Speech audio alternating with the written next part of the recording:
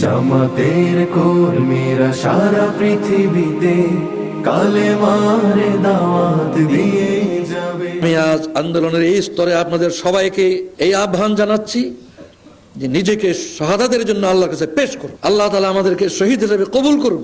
আল্লাহর দ্বীনকে আমাদের হাতে বিজয়ী করে আমাদের কাকে কাকে তিনি রক্তপাতের মাধ্যমে শহীদ করবেন, আর কাকে কাকে আল্লাহর দ্বীন কায়েমের খেদমত নিয়ে শহীদ করবেন, শহীদের দরজা কিভাবে দেবেন এটা তার ইচ্ছা। কিন্তু আমরা শহীদের মর্যাদা চাই আল্লাহর কাছে।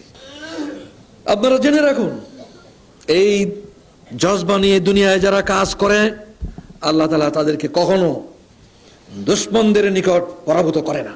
তাদের মর্যাদা হলো ইয়ুকতাল ও ইয়াগলিব। কোরআন মাজিদে দুটো পজিশন তাদের দিয়েছেন, হয় নিহত হয় না হয় বিজয়ী, আর কোনো তৃতীয় পজিশন নাই, পরাজয়ের কোনো প্রশ্ন নাই।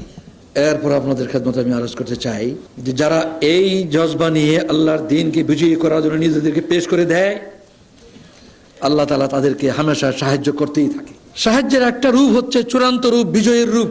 ইযা জাআ নাসরুল্লাহি ওয়াল ফাতহ, ওইটা সময় যখন আসবে তখন বিজয় আসবে। কিন্তু তার পূর্বে প্রতি পদে পদে দ্বীনের পথে কর্মতৎপর কাফেলা ব্যক্তিগতভাবে এবং জামাতবদ্ধভাবে সকলেই আল্লাহর সাহায্য পেয়ে থাকে সবসময়। আল্লাহ তাআলা নবুয়তের ৫ম বর্ষে যখন এই জুলুম নির্যাতন শুরু হয়েছে, সেই সময় আল্লাহ তাআলা সূরা রুমের ৪৭ আয়াতে ঘোষণা করেন, ওয়া কানা হাক্কান আলাইনা নাসরুল মুমিনিন। মুমিনদেরকে সাহায্য করা এটা তো মুমিনদের আমার নিকট তাদের হক, এটা আমার ডিউটি, এটা আমার দায়িত্ব। এই দায়িত্ব আমরা তার উপরে চাপাইনি, এই দায়িত্ব তিনি নিজেই গ্রহণ করেছেন। তিনি বলেন যে মুমিনদের আমার নিকট এটা পাওনা, এটা তাদের হক যে আমি তাদেরকে সাহায্য করব। কিন্তু চূড়ান্ত সাহায্য বিজয়ের রূপে আসবার পূর্ব পর্যন্ত একথা প্রমাণ করতে হবে যারা সত্যিকার ভাবে বিজয়ের যোগ্য।